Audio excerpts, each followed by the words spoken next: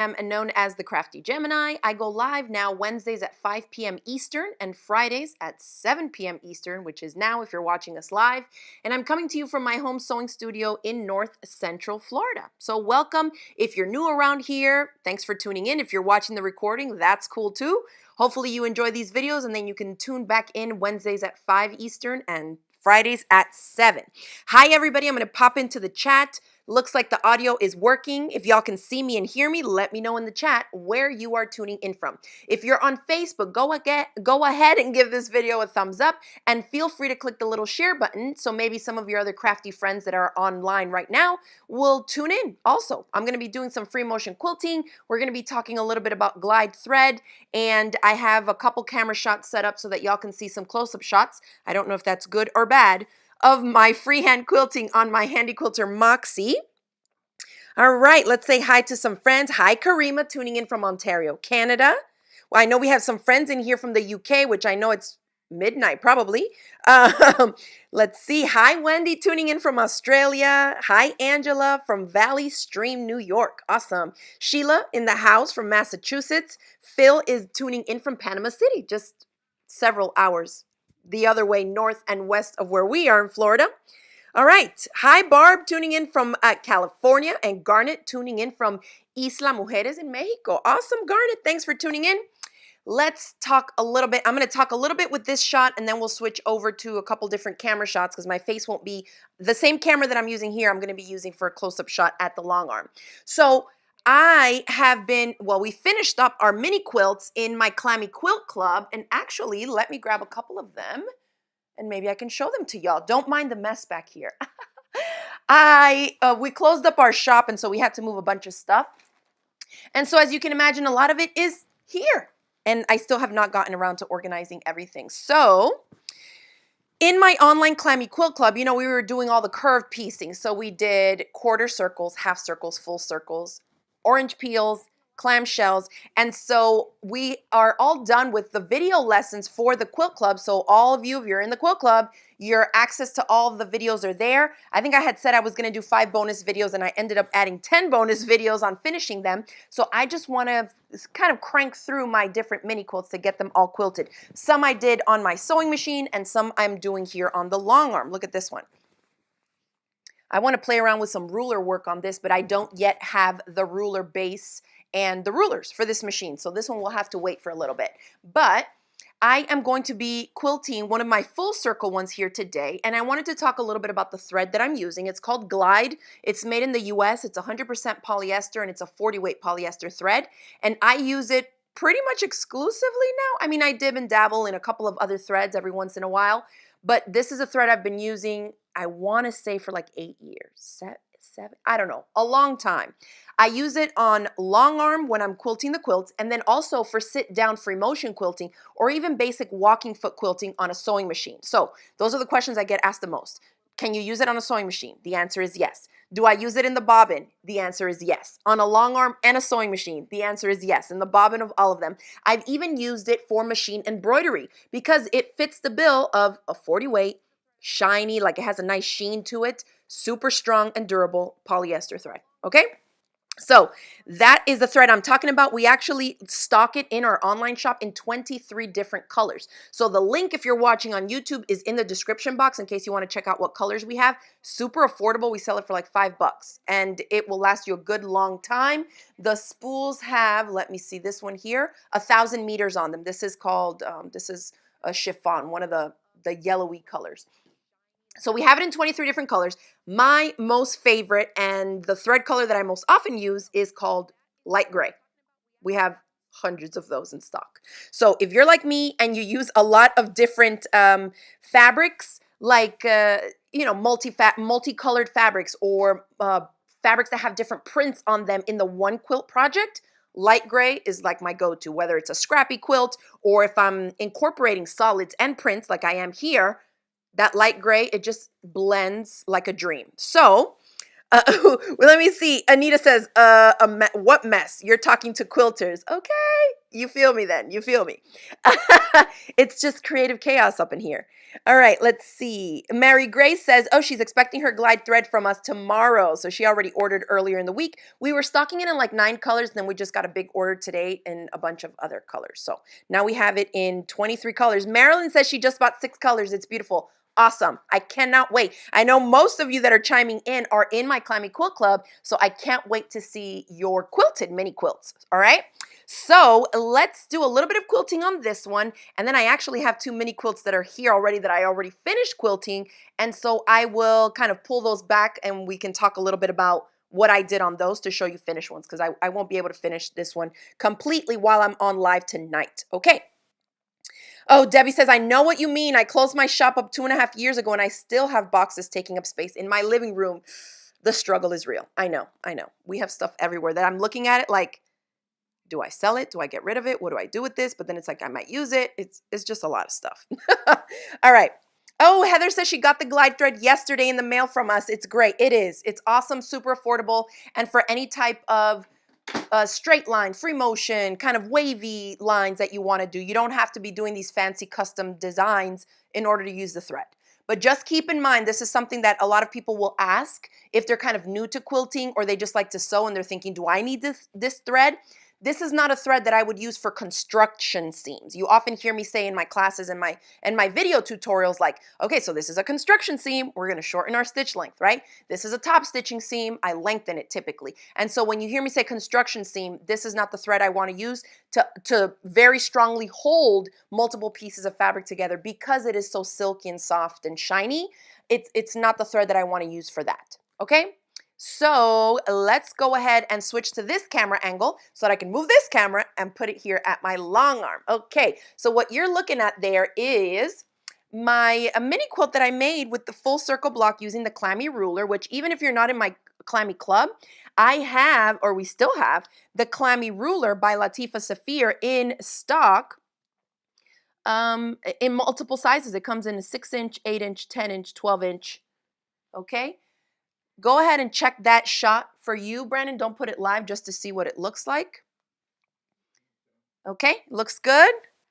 Oh my gosh, I'm giving y'all like I'm about to give y'all a super duper close up of my pebbles. Do not judge y'all. It's kind of hard to do it from such a high angle, but let's go ahead and switch to this camera shot. Ah! Okay, so, oh, it's frozen in time. Hold on. Let me see if I can get this to unfreeze real quick. All right, try it again there. Nope. Should I log out of it and then try it again or what? Let me try to close this app out real quick, y'all, because I'm switching it up.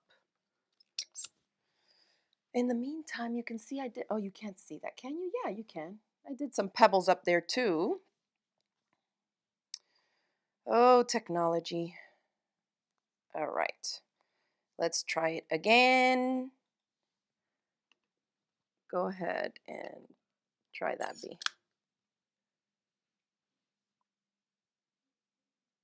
Let me know if you can see it. Okay. Okay, there we are. We're in business now. Okay, oh my gosh, don't judge. Okay, so I'm trying to fill in with the, and this is the light gray thread, y'all. Obviously, this is light gray fabric, so it's blending in pretty easily. But I'm trying to do just little pebbles along here. And I'm just filling in the background space with these little pebbles. So I started it off because we were kind of fixing the shot and all that. And so I'm gonna work my way across here. And let's see what we got. It might jiggle a little, even though it's super sturdy, okay? But it is, I mean, the machine is moving at kind of a high speed. I tried to slow it down because I tend to quilt pretty fast, so bear with me. All right, let's try it. And I'm trying to slow down for y'all. Oh, my word. Yeah, that would happen to me. Let me twist this around real quick. Oh, my gosh. Okay. Let's try it again.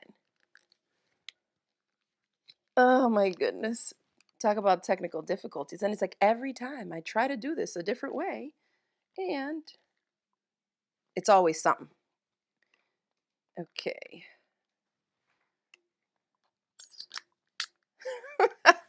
Where's the, I need to put a little thingy on here. Oh, there it is. Hold on, y'all, because my phone is the big iPhone, and so it's like at the max size for this clip too. Okay. Oh my word. I just can't. This is too much. Okay. Here we go. App is open.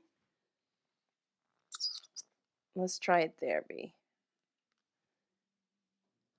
Is it do you have it pulled up or no? Okay, give me a second. Oh, these apps. There's the settings button though. Hold on, because it's flipped the other way. Okay. And let's try this again. How about now? Okay, let's try it. 3, 2, 1. And of course, it has it like off at a whole different angle, right? Is it there? No, but it's not there. It's frozen. Look, my hands are moving and it's not. Oh, no.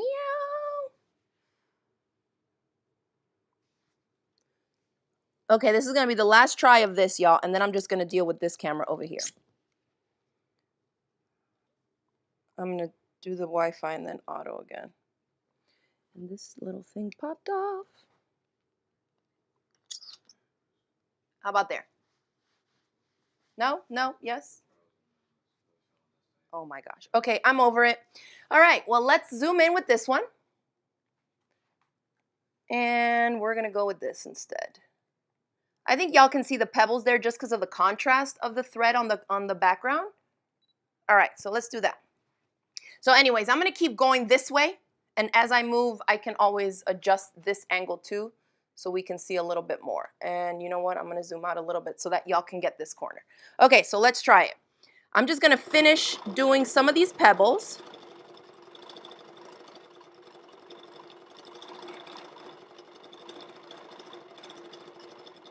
And all I'm doing is like these figure eights in different sizes.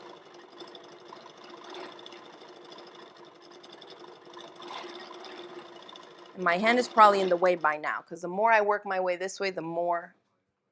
Okay. Okay, there you can see some pebbles. I'm going to get rid of this phone because it's actually in my way. And I'm going to just come down this way and see how far down here I can get, okay? So the pebbles, I have a bad habit of starting with really small circles, and I'm doing my best to talk, y'all, and quilt at the same time.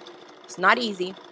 But I have a bad habit of starting off small, and that can get you in trouble if you're having to cover a massive amount of space, because I mean, by the time you do 30 of these little guys and you see that you've only covered a few inches, it can be pretty daunting to be like, oh my gosh, it's going to take me 2.5 hours to finish quilting the whole thing, you know, the whole space. So if you're going to try pebbles, I would say start with a small space. For me, it worked out because my background bits are so narrow, right? It's so like skinny and teensy. I mean, and I would still say there's probably a good 80 to 100 little pebbles only in this little bit of space. So what I try to do is I think of like a nickel size, you know, to do it like a nickel size circle, and then you can go into like pennies and dimes.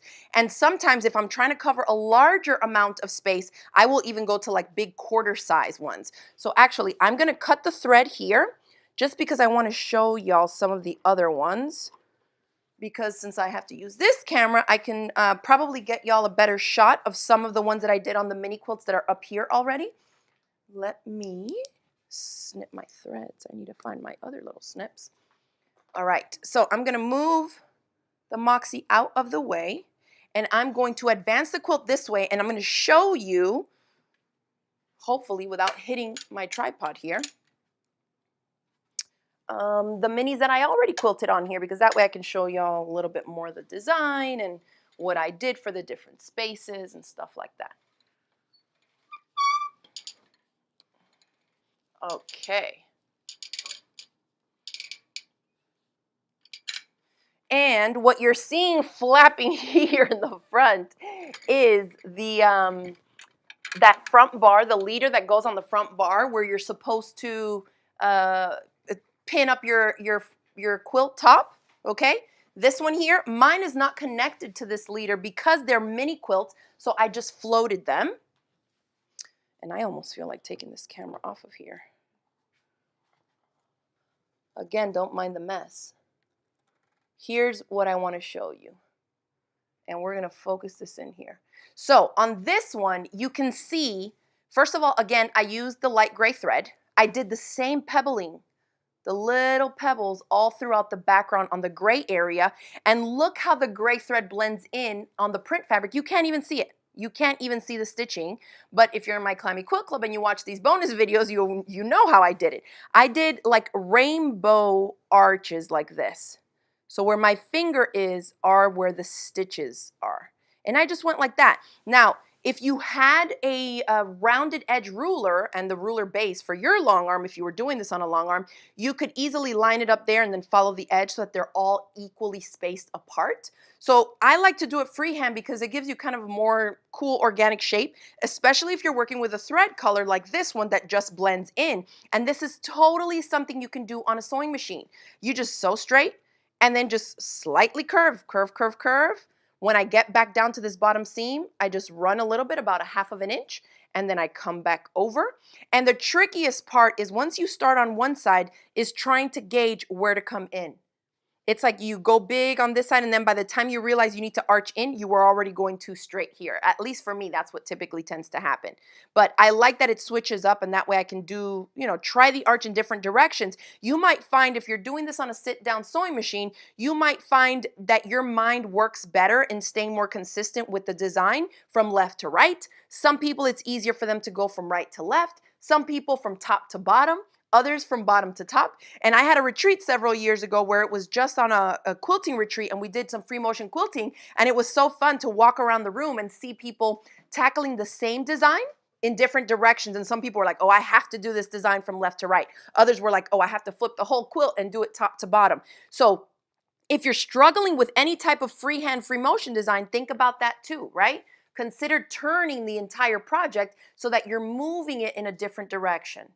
And the same thing goes for the long arm. When I go this way, it's easier for me, whereas when I go from right to left, guiding it, it can get a little bit trickier for me. So here on these, I just did like wiggle lines. It goes back and forth and just going back out. So it almost looks like sun rays coming out from these quarter circles. I know this is kind of far and y'all can't see this, but that's what I did on those. And then I just left the inside quarter circle pieces blank.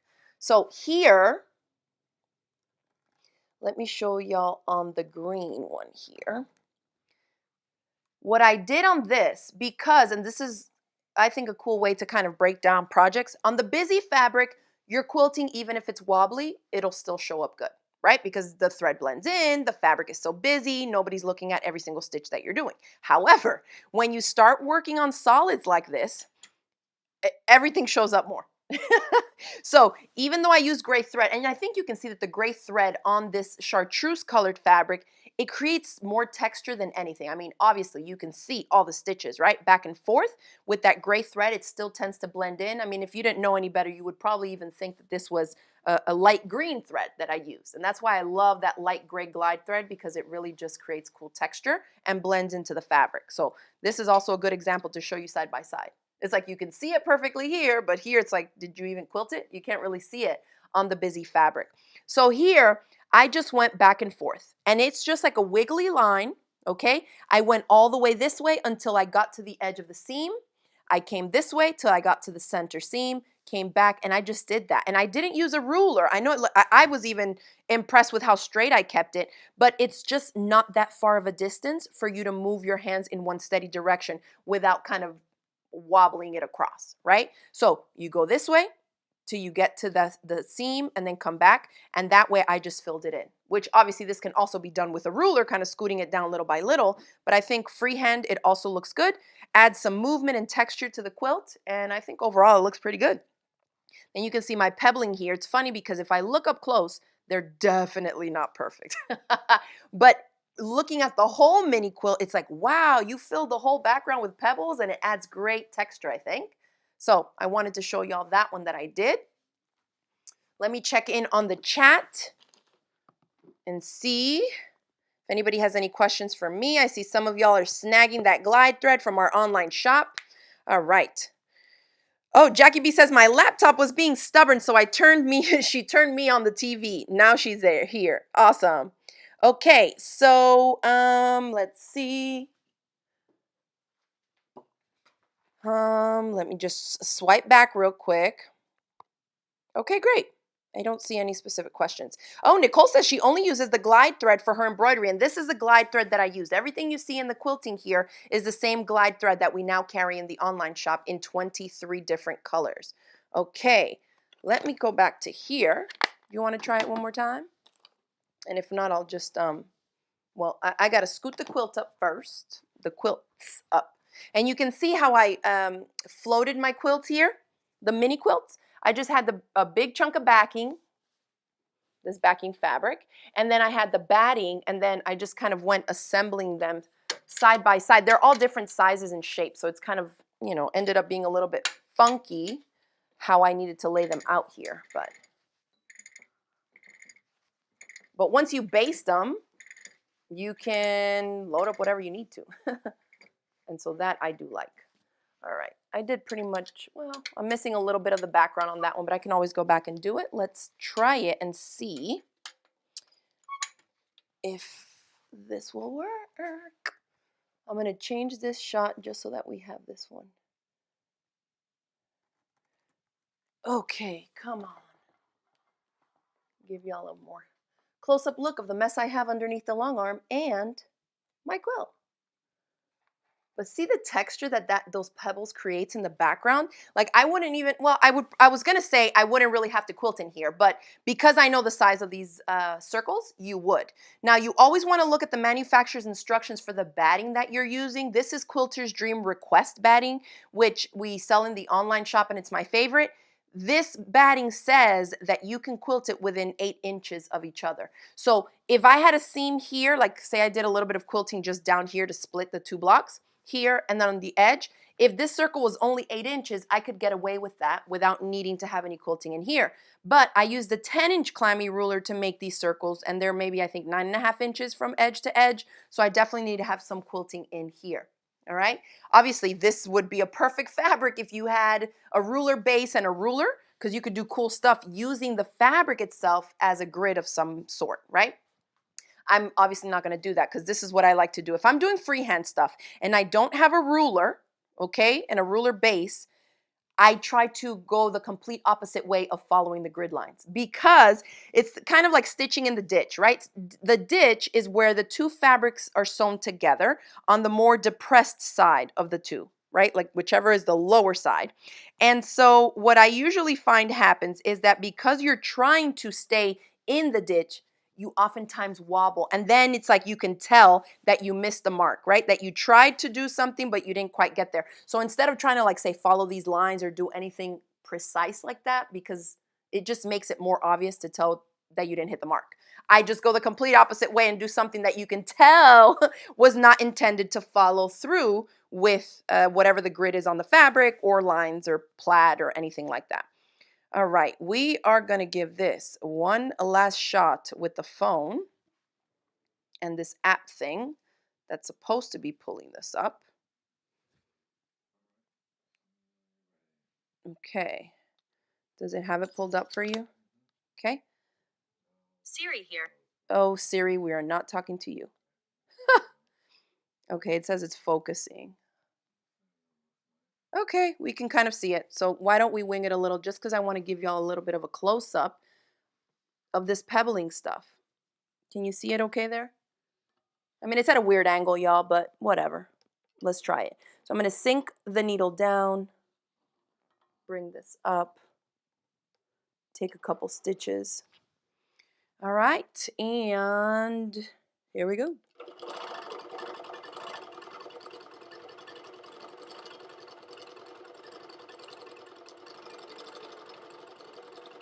And I'm just trying to stay close to the seam of where the circle fabric starts, but not trying to go into it. And again, it's like hard because you see that little space that I have to fit in right there, and I just went into the circle. I was gonna say if you go into the circle by a little bit, it's not the end of the world, but the idea is to try and stay away from it. But when you're doing a bunch of things at the same time, oop, I saw I had an empty space there and I couldn't fill it. Oh my gosh. And I'm someone who just likes to keep stitching. Even if I mess up, I just keep going. I don't know if that's the best thing to do, but I just do it. Because I have found that at the end, when I look at the big picture, right, the whole thing done, it's like I don't even remember where that bobble was. And that's fine with me. And you know what I should have checked here was how far I could go with the quilt or with the machine, right? Because you're limited by the throat space of your machine. And I'm just being my bravest self right now, y'all. I would have definitely stopped. Whew. Okay. So I just snuck my way through here a little bit with a straight stitch. I'll probably come back in, you know, and do a couple more here. But when it gets that tight, it's really hard to even do a circle in there, let alone even just a straight line, okay? So let me pop in real quick to the chat. Hopefully that worked for y'all to see a little something. Okay. Oh, Wendy's asking about the Moxie. She says, is the HandiQuilter just for free motion or can you do Pantos? So this HandiQuilter Moxie can do Pantos, but it's a whole separate thing that you need to, it's like a separate accessory that you need to purchase to put on the back, like the back edge of the machine, you know, because you do the Pantos from behind. But yes, you can do Pantos with this one.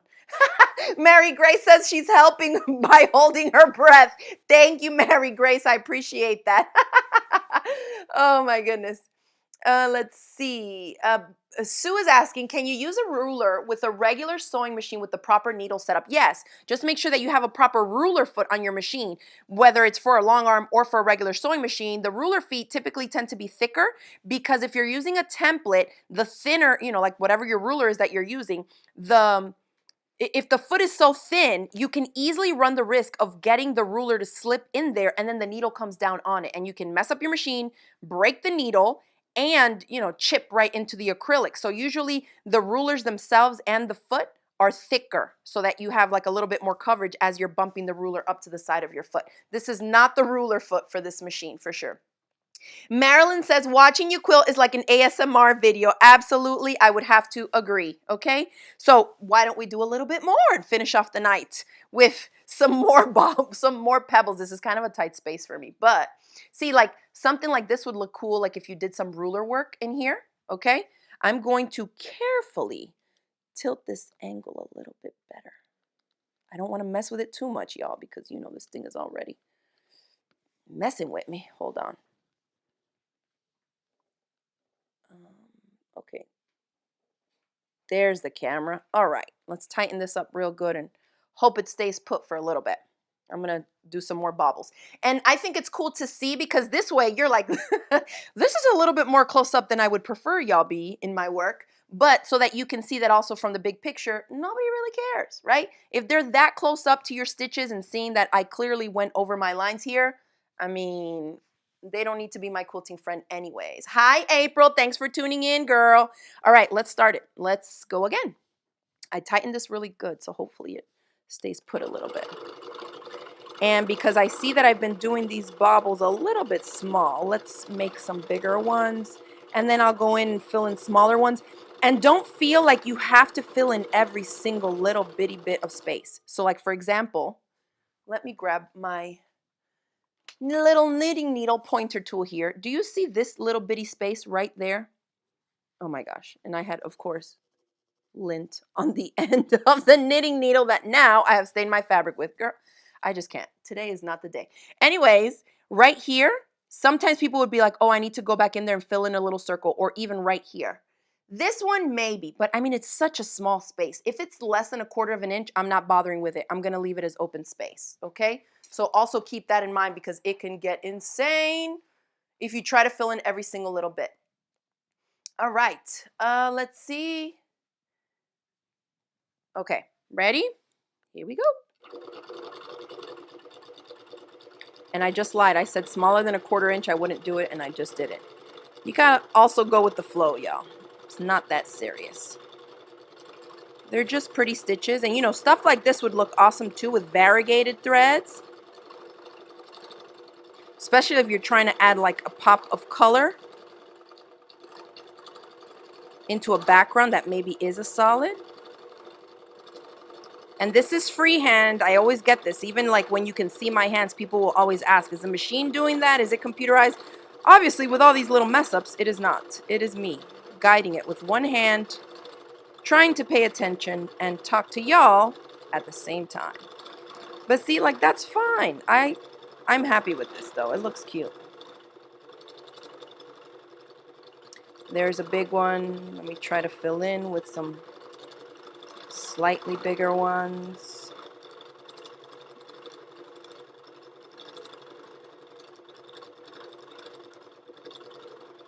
And notice that when I'm making these, I said early on, it's just like a bunch of figure eights. I'm like backtracking a lot, and I end up backtracking even more on the spots where like I'm stuck into a corner and I have to end up taking the whole thing to a different direction. You might find that you have to like backtrack twice to get to something else, or backtrack 1.5 to get yourself in another direction. It's fine. Especially when you're working with a thread like this. I mean, if it's a really thick thread, then you may see it stand out way more than you would like, probably. But with the glide thread, I never have a problem with the backtracking like that. Like, not to the point where it matters to me.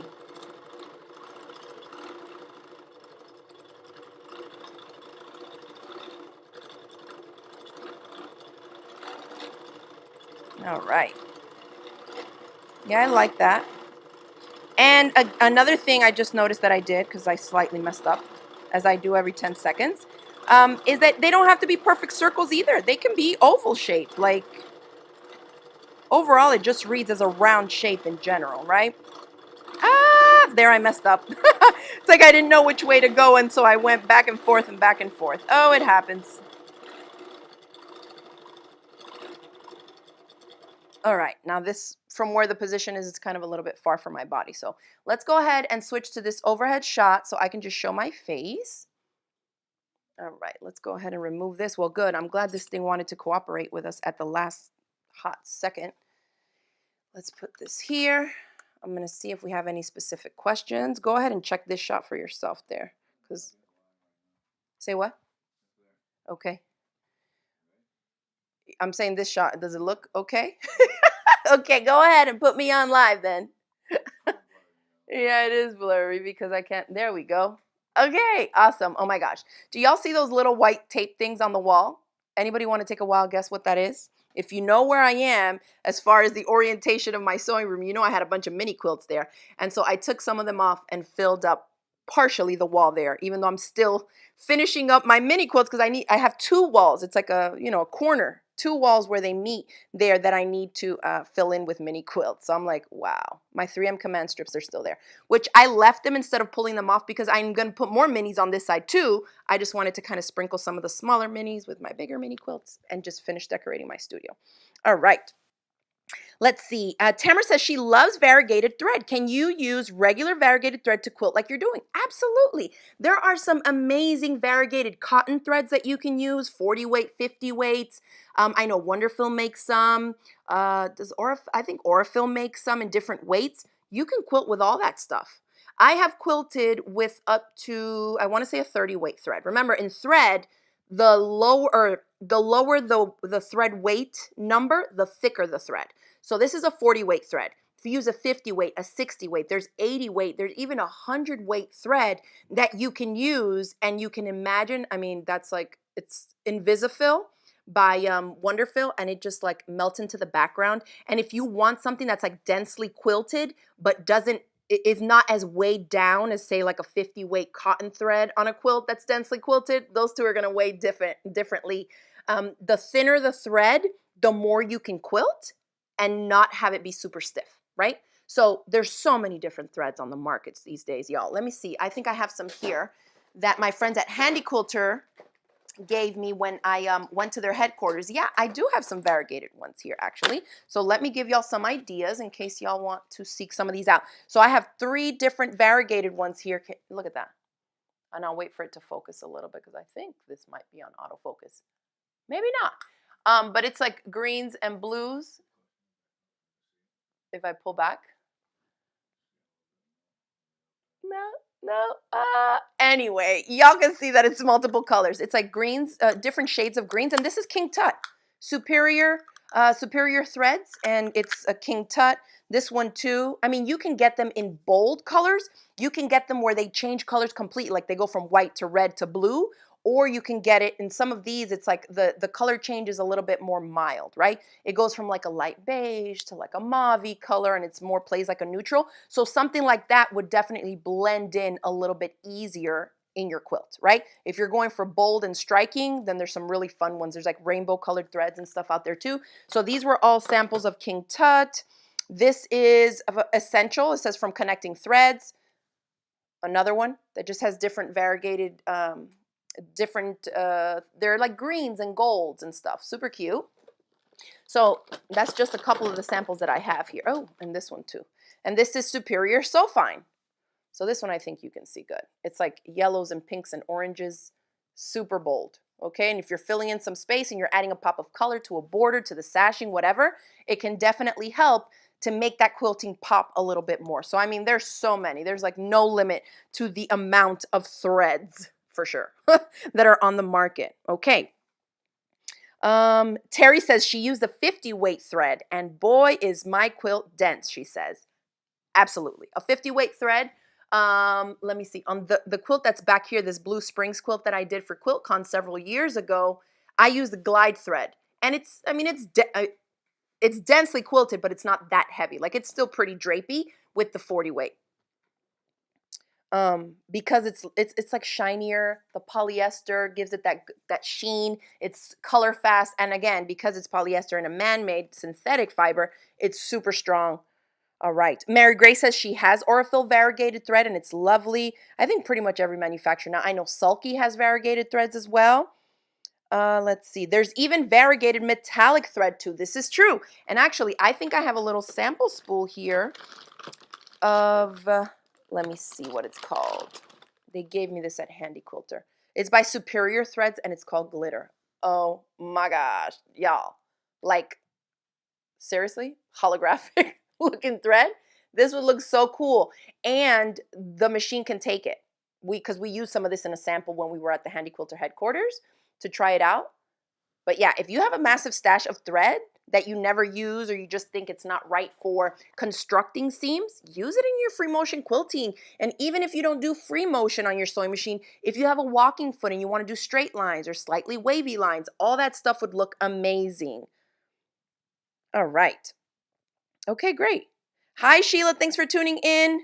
I'm just making sure I'm not missing any other questions. Oh, Sue, thank you. She says, wonderful quilting. Love those pebbles. I tried, girl. I tried. Um, but I do like that, like the pebbling of the background and then doing something a little bit more simple, more spaced out on the interior, because that texture from the back, from the little bits of background fabric that I have on these full circle quilt or full circle blocks, really pops. Like if that's up on a wall, you're going to be able to see that pebble texture from a mile away. And I like that. And again, because it's from a mile away, nobody is going to be noticing any little mess ups. Okay. All right, everybody. Well, that was it. I just kind of wanted to, quilt a little bit, chat with y'all, answer some questions, and share with you that we now carry the glide thread in the 23 different colors right now.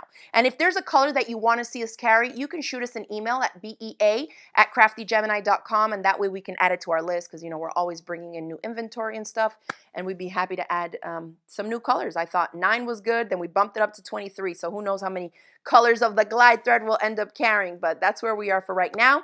And remember, if you're new around here, you can always shop with us online at craftygemini.com/shop. We've included links in the chat box below. If you're watching us on YouTube, whether live or if you're watching the recording, all the links for you are in the description box below. I think I'm going to go make myself some tea and finish quilting this mini. So if you follow me on Facebook or on Instagram, stay tuned, because I will be posting a couple more pictures just to show y'all my progress on this. And I hope everybody has a great weekend, and I will be back here live again on a Wednesday at 5 p.m. Eastern, coming to you again right here from my studio. So thanks again for watching. Enjoy your weekend, everybody, and I will see you next week. Bye.